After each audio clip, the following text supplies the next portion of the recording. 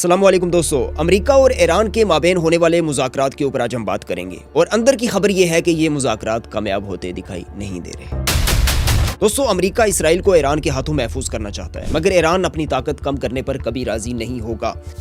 امریکہ ایران مذاکرات کامیاب ہوتے دکھائی نہیں دے رہے اور مشرق وسطیٰ ایک بار پھر ایک خطرناک موڑ پر کھڑا ہے۔ ایک طرف ایران اور امریکہ کے درمیان مذاکرات کی بات ہو رہی ہے، لیکن دوسری جانب بیانات، دھمکیوں اور بڑھتی ہوئی بداعتمادی نے یہ تاثر پیدا کر دیا ہے کہ یہ مذاکرات کامیابی سے بہت دور دکھائی دیتے ہیں۔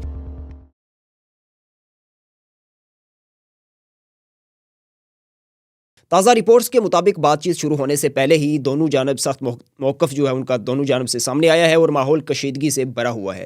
یہ تاثر بھی مضبوط ہو رہا ہے کہ امریکہ خطے میں اپنے اتحادی اسرائیل کے تحفظ کو اولین ترجیح دے رہا ہے، اس لیے ایران پر دباؤ بڑھایا جا رہا ہے تاکہ اس کی عسکری اور جوہری صلاحیت محدود کی جا سکے۔ ناظرین، دوسری طرف ایران واضح پیغام دے رہا ہے کہ وہ اپنی دفاعی طاقت میں کسی قسم کی کمی پر آمادگی ہے وہ اظہار اس کا نہیں کرے گا، آمادہ نہیں ہوگا۔ یہی وجہ ہے کہ تجزیہ کاروں کے نزدیک مذاکرات سے زیادہ طاقت کے اظہار کا مرحلہ جاری ہے، جہاں دونوں فریق ایک دوسرے کو پیچھے ہٹانے کی کوشش کر رہے ہیں۔ ناظرین، صورتحال اس لیے بھی خطرناک سمجھی جا رہی ہے کیونکہ سخت بیانات نے یہ تاثر پیدا کر دیا ہے کہ اعتماد کی فضا موجود نہیں ہے، اور اگر سفارتکاری ناکام ہوتی ہے تو خطہ ایک نئے بحران کی طرف بڑھ سکتا ہے۔ آنے والے دن فیصلہ کریں گے کہ مذاکرات کشیدگی کم کرتے ہیں یا حالات مزید خطرناک رخ اختیار کرتے ہیں۔ اور ساتھ دوستو، خبروں کی طرف آتے ہیں جو اصل ہمارے پاس اپڈیٹس آئی ہیں۔ بہت بڑی اور دلچسپ پیش رفت سامنے آئی ہے کہ ایک جانب یہ دعویٰ کیا جا رہا ہے کہ سعودی عرب میں موجود امریکی اڈوں کے حوالے سے صورتحال انتہائی کشیدہ ہو گئی ہے، اور ایک بڑا انکشاف سامنے آیا ہے کہ ایران نے عرب ممالک سے رابطہ کر کے کہا ہے کہ اگر حالات بگڑتے ہیں تو وہ ان کی جو سرزمین ہے اس پر موجود جو فوجی اڈے ہیں ان کو نشانہ بنائیں گے، اور امریکہ کے، اور اس بار حملہ علامتی نہیں ہوگا بلکہ حقیقی ہوگا، اور جس میں امریکی فوجی بھی نشانہ بن سکتے ہیں۔ ناظرین، بعض اسرائیلی میڈیا رپورٹس کے مطابق دعویٰ کیا جا رہا ہے کہ سعودی عرب نے اس حوالے سے ایران کو گرین سگنل بھی دی ہے، جو خطے کی پوری صورتحال کو بدل دینے والی خبر قرار دی جا رہی ہے۔ دوسری جانب ایران اور امریکہ کے درمیان جو مذاکرات جمعے کے روز ہونے جا رہے ہیں اب حتمی طور پر تہہ بھی پا گئے ہیں۔ یہ مذاکرات مسقط، عمان میں ہونے ہیں، حالانکہ ابتدا میں استنبول کے اندر ترکی میں ہونا تھا۔ ایران کی خواہش تھی کہ مذاکرات عمان میں ہوں، اور یہی وجہ ہے کہ ان کا فیصلہ مانا گیا، اور یہ بات مذاکرات شروع ہونے سے پہلے یہ خبریں بھی سامنے آئی تھی کہ شاید یہ مذاکرات منسوخ ہو جائیں، مگر اب دونوں ممالک نے تصدیق کر دی ہے کہ بات چیت مقررہ وقت پر ہوگی۔ امریکی صدر ٹرمپ نے ایک نئی گفتگو میں کہا کہ ایرانی سپریم لیڈر آیت اللہ خامنائی کو فکر مند ہونا چاہیے۔ انہوں نے دعویٰ کیا ہے کہ اگر امریکہ نے ماضی میں کارروائی نہ کی ہوتی تو آج مشرق وسطیٰ امن میں نہ ہوتا۔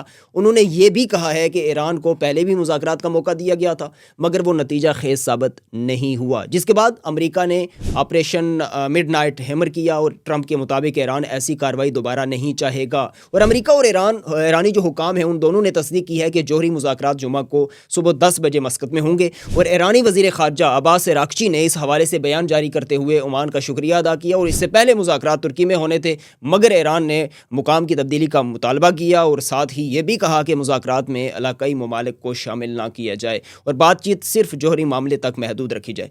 امریکہ کے مطالبات کے مطابق ناظرین، ایران کو اپنا جوہری پروگرام مکمل طور پر ختم کرنا ہوگا، 400 کلو گرام افسودہ یورینیم ملک سے باہر منتقل کرنا ہوگی، طویل فاصلے تک مار کرنے والے میزائل پروگرامز کو محدود کرنا ہوگا، اور خطے میں موجود ان گروپس کی حمایت ختم کرنا ہوگی جنہیں امریکہ ایرانی حمایت یافتہ قرار دیتا ہے۔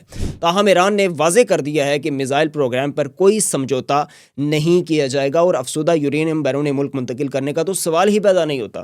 حاضرین، دوسری جانب ایران کے جو سپریم لیڈر کے مشیر ہیں علی شمخانی، انہوں نے کہا ہے کہ ایران جنگ کے سائے میں زندگی گزار رہا ہے، مگر اس کا مطلب جنگ کی خواہش نہیں ہے بلکہ دفاعی تیاری ہے۔ انہوں نے کہا کہ مذاکرات صرف امریکہ کے ساتھ اور صرف جوہری معاملے پر ہی ہو سکتے ہیں، بشرطے کہ دھمکیاں بند کی جائیں اور غیر حقیقت پسندانہ مطالبات نہ کیے جائیں۔ انہوں نے مزید یہ بات کہی کہ اگر حالات سازگار ہوں تو ایران جو ہے وہ افسودگی کی سطح 60 سے 20% تک لے آئے گا، مگر اس کے بدلے اقتصادی پابندیاں ختم کرنا ہوں گی۔ تاہم افسودہ یورینیم ایران سے باہر نہیں کیا جائے گا، اور ایران نے یہ بھی خبردار کیا ہے کہ اگر جنگ ہوتی ہے تو وہ صرف ایران تک محدود نہیں رہے گی بلکہ پورے خطے کو اپنی لپیٹ میں لے سکتی ہے۔ اور امریکی وزیر خارجہ مارکو روبیو نے بھی واضح کیا ہے کہ امریکہ ایسی کوئی جوہری ڈیل قبول نہیں کرے گا جس میں ایران اپنے بیلسٹک میزائل پروگرام کو محدود نہ کرے، کیونکہ امریکہ نہیں چاہتا کہ ایران ایسی پوزیشن میں ہو کہ اسرائیل کے لیے خطرہ بن سکے۔ سعودی عرب کے حوالے سے بھی مختلف خبریں سامنے آئی ہیں۔ پہلے کہا گیا کہ سعودی عرب نے امریکہ کو اپنی فضائی حدود استعمال کرنے سے منع کیا۔